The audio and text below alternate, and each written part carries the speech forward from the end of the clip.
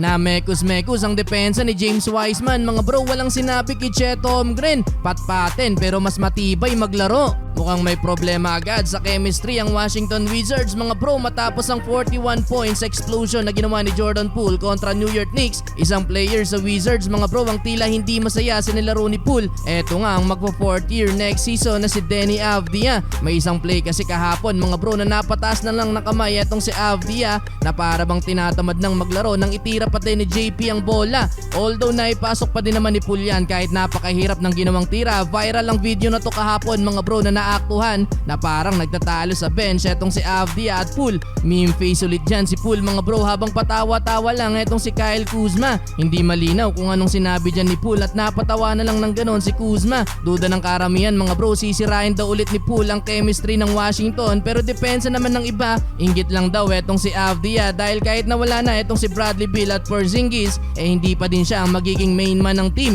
dahil nga sa paglipat dyan ni Jordan Poole. Well, anong masasabi nyo dito mga bro, masusuntok kaya ulit etong si Poole? Punta naman natin ang preseason finale ng OKC Thunder kalaban ng Detroit Pistons. No SGA para sa home team habang present sa visiting team si Cade Cunningham. Well, first quarter maagang na-foul trouble ang rookie na si Chet Holmgren. 2 fouls agad sa loob lang ng 2 minutes. Active ba naman sumabay sa papasok sa ilalim. Namuntikan pa ang tuhod ng sabayan ng tira ni Ausar Thompson. Kontrolado ng Pistons ang lead dahil sa magandang opensa ni Thompson mga bro. Daming arsenal din to sa kanyang opensa. 9 points sa opening quarter para sa rookie. Samahan pa yan ng 5 rebounds, 2 assists at 1 steal. All around ng laruan. Chet Holmgren naman bokya pa sa opening quarter pero meron ng 2 blocks. Ganda pa ng pag-recover niya dito. Binaon ng tira ni Jalen Duren. Si Jalen Williams na ang may kataasan sa kanila with 8 points pero lamang pa din dyan ng Pistons 27-23. Start of second quarter, dito na kumana ang rookie ng Thunder. Minama ang mas may malaking katawan na si Jalen Duren at James Wiseman.